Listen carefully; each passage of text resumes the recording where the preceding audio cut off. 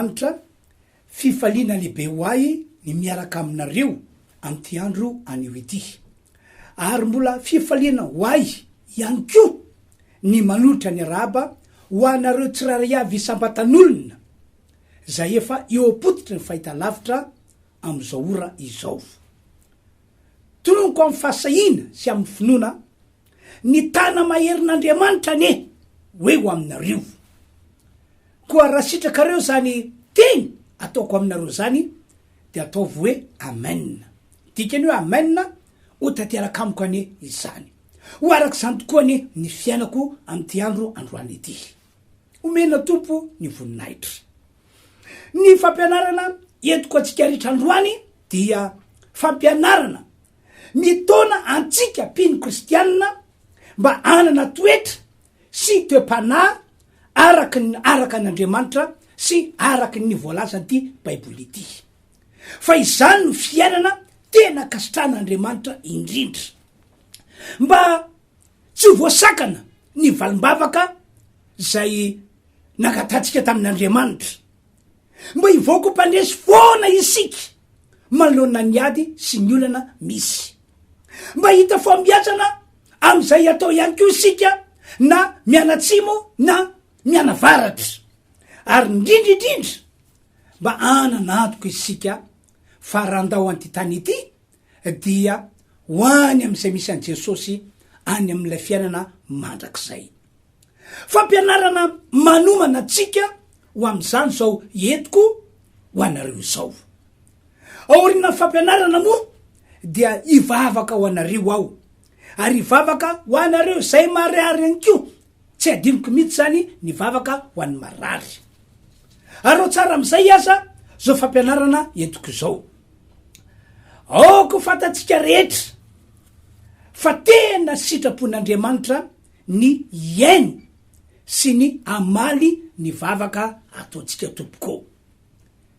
Tsy mivadika amin'ny teny zay efa naloka ny vavany io Andriamanitra nahary lanitra sy ny tany io, lay antsontsika hoe Andriamanitra Rainy Jesosy Kristy.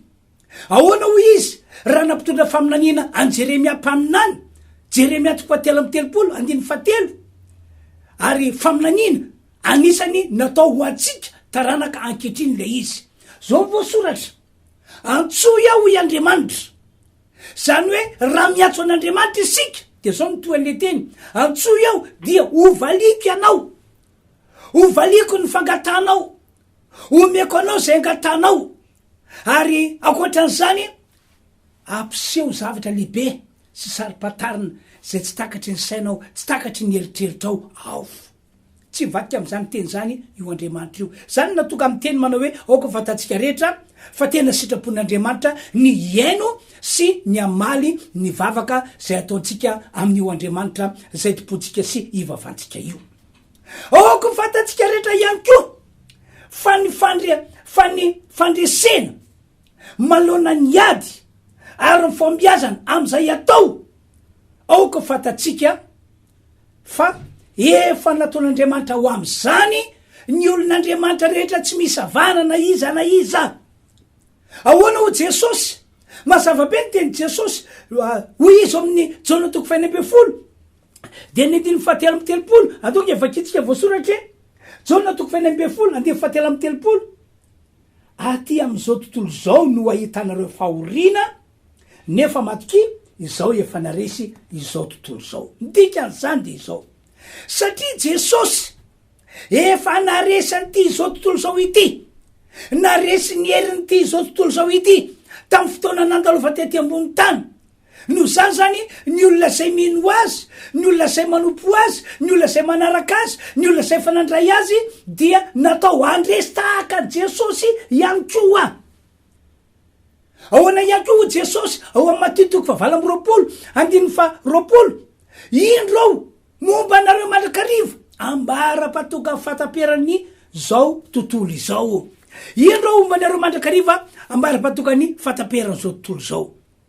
Aoko fatatsika ihany ko riavana fa nisan'ny tena lehibe indrindra ity ambarako manaraka ity. Nataon'Andriamanitra hiaraka aminy mandrakizay ireo zay azy. Efa nanomana toerana ho antsika mihitsy ny tombo Jesosy tamin'izy nampiakarina ho any an-danitra. Zao ny teniny ao am' Jaona 4:10 zao voasoratra fa toy zao no nitiavan'Andriamanitra zao tontolo zao no meny zanalay tokana mba tsy very zay rehetra mino azy fanana fiaina mandrakizay. Ataoko fa lehibe zany teny zany. Nomen'Andriamanitra antsika Jesosy ho lalana mba hatoka atsika anana ny fiainana mandrakizay rehefa mino a Jesosy. Ary any am' Jaona moa 4:10 andininy fa 7 moa de zao mihitsy no nambaran Jesosy. Jaona 4:10 andininy 1 aza malahelo ny fonareo mino an'Andriamanitra ary mino iakoho. Ohatrany raiky misy fitoerana maro raha tsy zany de fanlaza taminareo aho fa andeha amboatra fitoerana ho anareo aho. Ary raha andeha amboatra fitoerana ho anareo aho de ho avy ndraika andray anareo ho any amiko ka zay toerako no toeranareo koa. Jesosy zany tamisy nampiakarina ho any an-danitra iny de lasa izy nanamboatra fitoerana ho antsika. Nanomana toerana zay hovatantsika rahatraika mandao aty tany ity isika. De mbola ho avy ndraika aka antsika ka any am'izay misy azy no amiatrany atsika. Ry havano, amafisiko fa efa nataon'Andriamanitra ho am'ireo fahasoavandreo isika rehetrarehetra na iza na izy. Fa ny condition nefa de ity ny fipetra zany. Voalohany, tsy maintsy manana ny Jesosy ianao na hoe efa any Jesosy ianao. Zay zany ny afatra apetrako aminareo voalohany. Tsy maintsy manana ny Jesosy ianao na hoe efa any Jesosy ianao. Tsy ho tsapanao tompoko ary tsy ho tanteraka aminao zany mihitsy reo fahasoavana nambarako reo raha toka tsy mbola manana ny Jesosy ao anatinao ianao na tsy mbola lasa mpanjaka ao anatinao Jesosy. Be de be mantsy ny olona no milaza azy ho kristianina, milaza azy ho mpivavaka, milaza azy olon'Andriamanitra. Fa rehefa tena arana akaiky momba azy de sarotra ny mino sy manaiky hoe tena kristianina io olona io, tena olon'Andriamanitra tokoa io olona io. Ka zay matoka mitena aminao hoe ianao zay mandrea mahita am'izao fotoana zao, raha tianao ny atsapandreo fahasoavana maro zay mitanytsako reo fa santona fotsiny reo de ity tsy maintsy manana ny Jesosy mitoetra ao anatinao ianao ary tsy maintsy mamela ny Jesosy ho mpanjaka eo amin'ny fiainanao ianao. Ahoana ho Jesosy? Apokalipsy 2:20 indro efa mitsangana ambaravarana ka mandondona. Raha misy mihainy feo koa Jesosy ka mamovaravarana ary mampandrosoa de ahoana ho Jesosy? Hiditra ho aminy ao, hitoetra ho aminy ao, hiara sakafo aminy ao ary izy kosa ato amiko. Zany hoe tsy mety am' Jesosy mihitsy ny mitoetra ety ivelany, hoe ivelany fiainanao, ivelany tenanao. Fa mila izy tafitra ao anatinao, mila izy mitoetra ao anatinao. Zany zany no tiany Jesosy atongavana. Ahoana ihany koa Jesosy? Ao am' Jaona 4:17 anka ho aminy izahay ka olona ho aminy. Zany hoe lay Andriamanitra ray, lay Andriamanitra zanaka atao hoe Jesosy, lay Andriamanitra fanahy masina, ny programany de hoe izy olona atao anatsika, izy hitoetra atao anatsika. Zany hoe ilain'Andriamanitra zany ianao zay milaza azy ho kristianina, milaza azy ho olon'Andriamanitra, ilain'Andriamanitra ianao ho toeram-ponenan'Andriamanitra mihitsy mandritra fahavelomanao eto ambody tany ity. Ry havanao, fepetra lehibe indrindra sady ary natao voalohany eo amin'ny fiainanao zany ambarako zany. Raha ohatra ka tianana antoka ianao farako ireo fahasoavana nambarako ireo ny fiainanao mandritra fahavelomanao eto ambony tany ity, toy ny hoe azo valim-bavaka ianao raha hivavaka amin'Andriamanitra, toy ny hoe hivoaka mpandresy ianao manoloana ny ady sy ny olana, toy ny hoe ahita fombiazana ianao na mianatsimo na mianavaratra, toy ny hoe ananantoka ianao ny ho tafiditra ao am'ilay fiaina mandrakizay miaraka am' Jesosy rehefa mandao ty tany ity. Averiko indray zany lay condition ilaina ho lasa mpanjaka eo aminao Jesosy. Tsy maintsy manana an' Jesosy ianao ho lasa mpanjaka eo amin'ny fiainanao, ary ianao kosa ao am' Jesosy no mitoetra mandrakariva. Faharoa, fepetra faharoa, tandremo tompoky ny manota. Tandremo ny manota, veriko indray, tandremo ny manota. Rano marina, raha tena efa nandray an' Jesosy ianao, efa manana azy mitoetra ao anatinao, ary efa nametraka Jesosy ho mpanjaka eo amin'ny fiainanao ianao, de tokony atsapa fivampianana. Tokony atsapa fivampianana ianao, satria ny olona tak'izany mantsy de azo antoka fa nateraka indray, na hoe nateraka Andriamanitra, na hoe nateraka fanondrony. Zany zany ny olona tahak'izany. Ary zany no antony toko am' Paoly apôstôly ny teny ao am' Korintena faharoa toko 10:7 hoe koa raha misy olona ao am' Kristy de olom-baovao izy, efa lasa ny zavatra teo aloha, ndreo efa tonga vaovao ireo. Tsy natandremo iaho ny manota, fa ny tokony ho hita ho fiainanao isanandro mandritra fahavelomanao eto ambony tany ity, dia anao lasa manana fiainana vaovao. Ary tsy anao ihany tokony hita hoe lasa manana fiainana vaovao, fa ny manodidina anao, ny olo-patatrao, ny mpiara-mianatra aminao, na mpiara-miasa aminao, de tokony hita hoe tena lasa manana fiainana vaovao ianao. Na mpianatra ihany koa Paoly apôstôly ao amin'ny bokyny Efesianao, Efesiana toko 4, dia zao ny voalaza eo amin'ny andininy 1, 7, 2 ka hatramin'ny 7. Antoke vaketsika voasoratra Efesiana toko 4. Efesiana toko 4 de zao ny voasoratra safady 1. Ary no zany izao mpifatotra noho ny amin'ny tompo de mangataka aminareo mpino kristianina, olon'Andriamanitra ao Efesosy, mba andeha miendrika ny fiantsoana zay niantsona anareo. 7. Koa zao no lazaiko sady ambarako ao amin'ny tompo, ny tsy mba andehananareo intsony tahaka ny fandehany jetilisa amin'ny fahafoanany sainy. 2. Mba hialanareo ny toetrareo taloha araka fitondrantenanareo fahiny zay miasima araka filany fitaka, fa mba ho avozina kosa ianareo amin'ny fanansainareo, ary mba ho tafinareo ny toetra vaovao zay noforonina araka an'Andriamanitra amin'ny fahitsina sy ny fahamasinana momba ny fahamarinana. Mazava ny fampianarana ry havana, fa ny olona mbola olon' zao tontolo zao, na ny olona mbola jentilisa, zany hoe ivelan' Jesosy zany ny tena fiainana, de manana ny fomba fiaina manokana izy, manana ny fomba fanao manokana izy, manana ny fomba fitondrantenany manokana izy. Fa rehefa toko am' Jesosy kosa le olona, de tokony tsy ho zany tsony ny momba azy, fa iray amin'ny fomba n'Andriamanitra am'izay izy.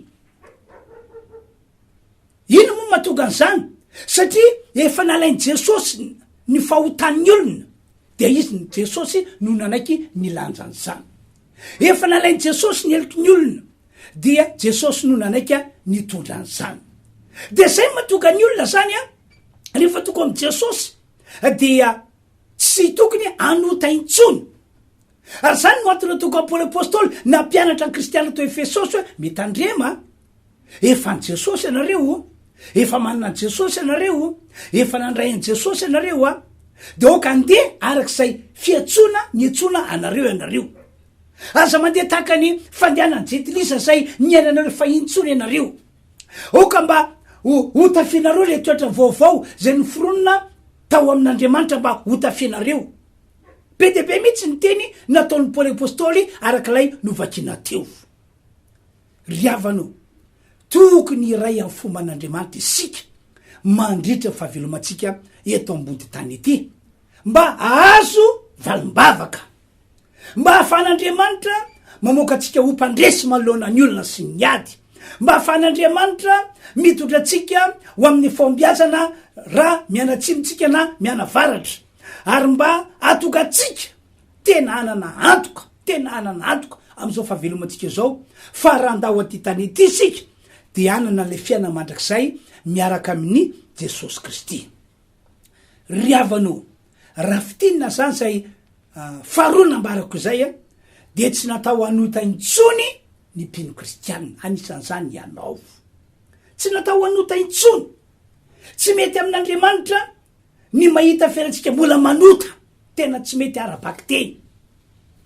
Ity misy teny nataon'Andriamanitra atao amin'ny Isaia 29:2 hoy izy: ny tanako ozy izy tsy foy fa mavontsy, ny sofiko hoy izy tsy landalovana fa mare. Araiky voasoratra io fa ny eloka reo no hevitra mampisaraka anareo amin'Andriamanitra reo, ary ny fahotanareo no mampiafina tavany aminareo ka de tsy miaino izy.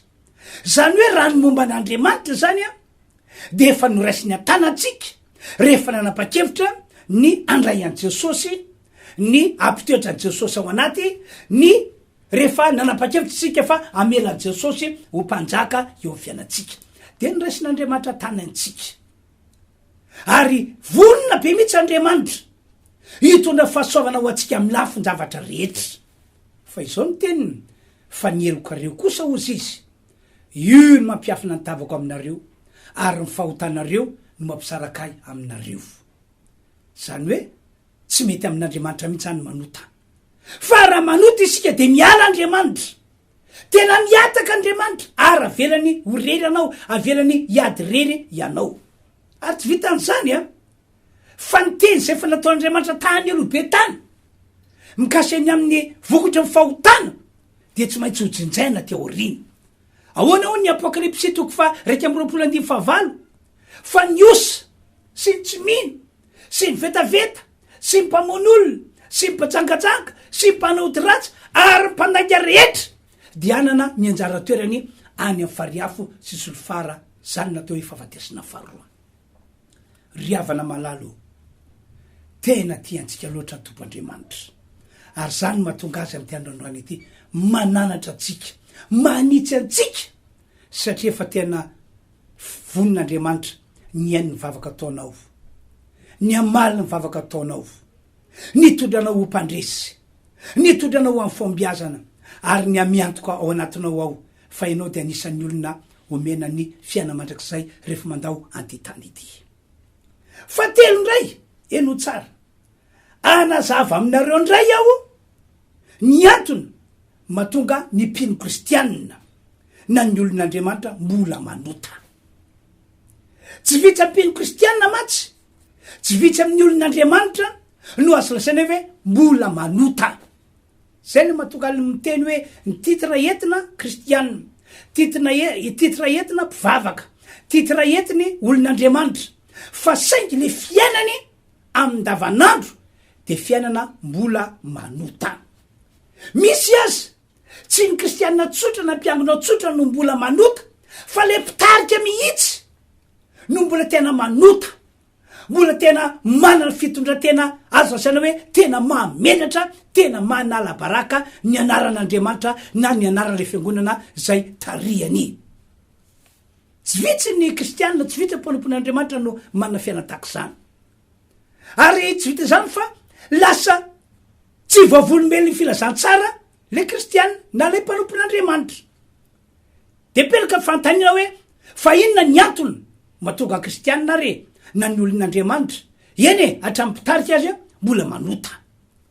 Voalohany eno tsara ingeny teniko hoe satria adinony fa an'Andriamanitra sy an Jesosy izy. Adinony fa an'Andriamanitra sy an Jesosy izy.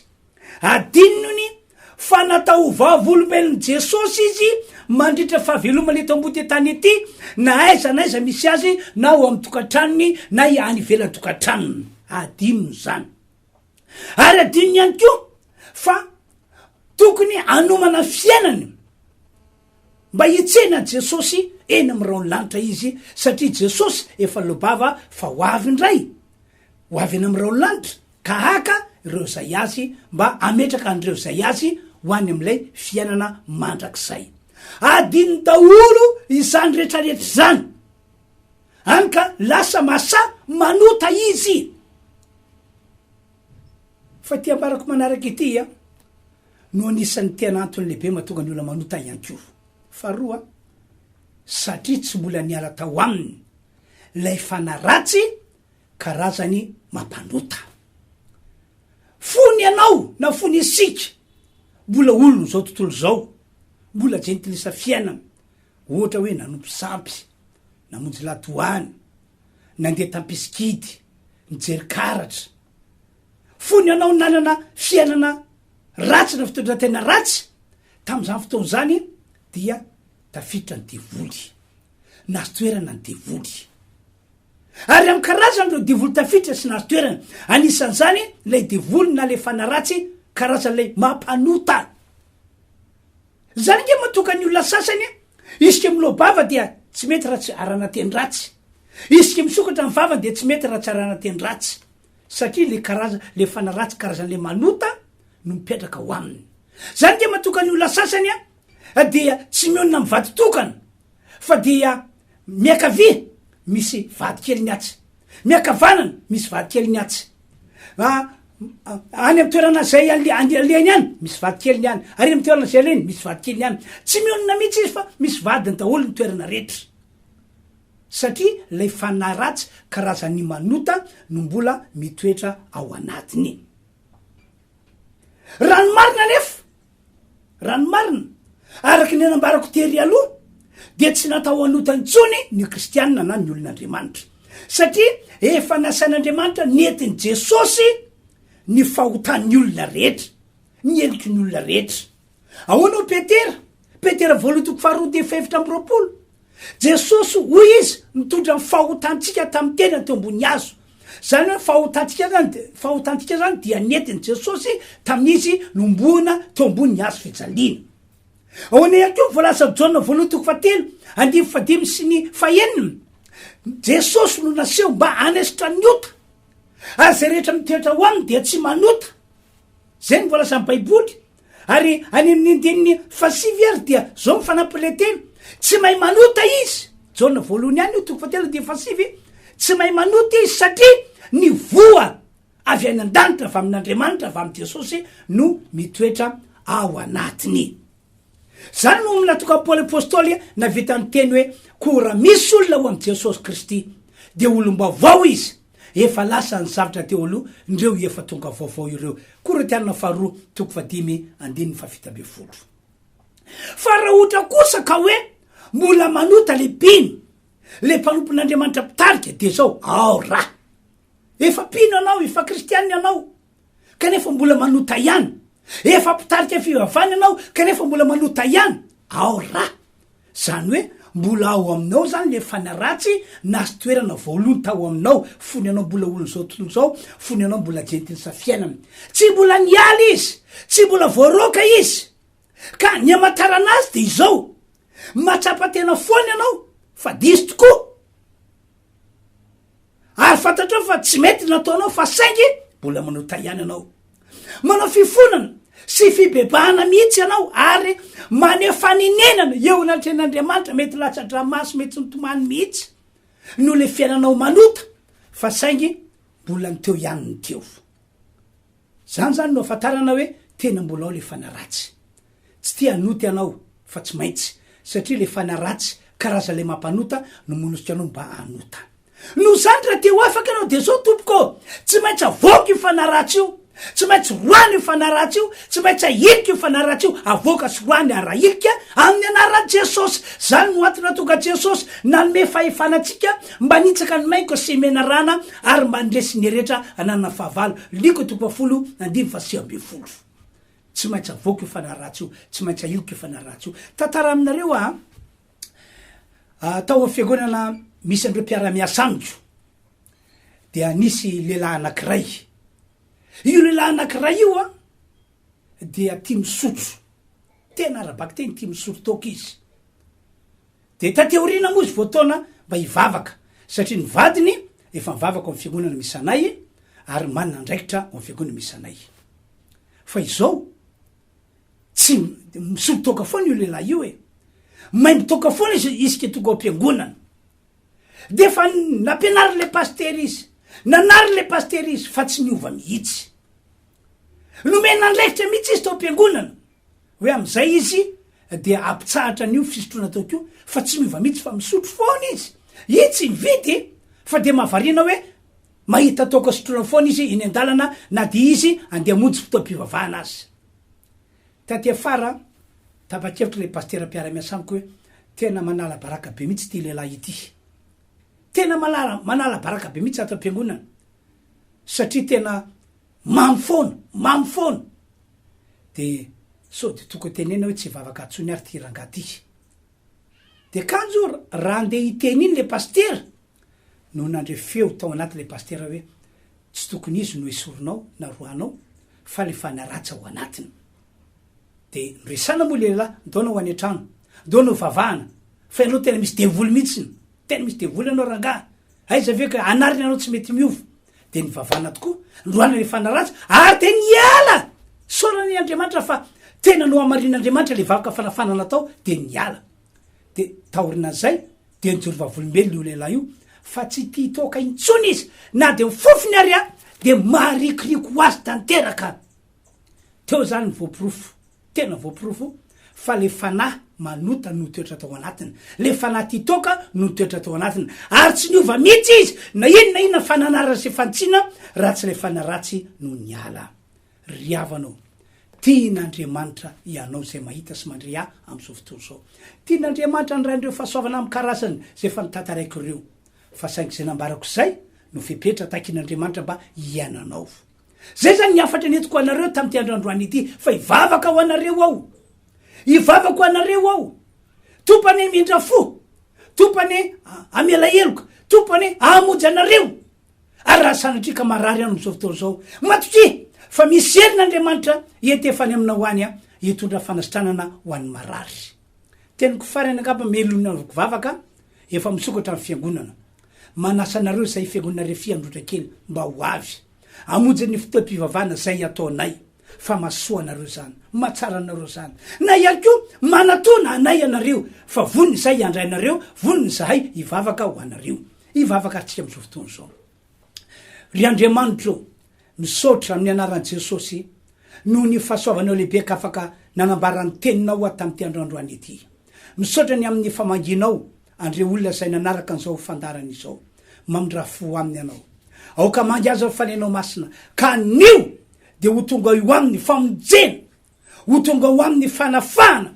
ho tonga ho amin'ny fanasitranana ary ho raisinao isan'ny olonao izy Andriamanitra nitera sy niaja ary ny voninahitra ho anao iriry any anio ampitso ary mandrakizay ny marary rehetra am'ty androandroany ity stranina amin'ny anaran'i Jesosy esorina ny heriny aretina didina ny fanahy mahafarofy miala tanteraka ary reo fanahy mamatotra ny olona mampanota azy miala amin'ny anaran'i Jesosy miala amin'ny anaran'i Jesosy tompo reo zay tena tapa-kevitra ny anolo tena ho anao aoka ny herinao no anafaka azy amin'ny fahotana am'ty androandroany ity anafaka azy amin'ny gadra ny devoly mampanota misaotra ry Andriamanitra omenanao dera sy niaja ary ny voninahitra amin'ny anaran'i Jesosy misaotra tompo amen zay zany tompoko ny afatra nentina ho atsika rehetra tam'ty androandroany ity ka dia mametraka ny mandram-peona manao velomanareo amin'ny manaraka andray tompoko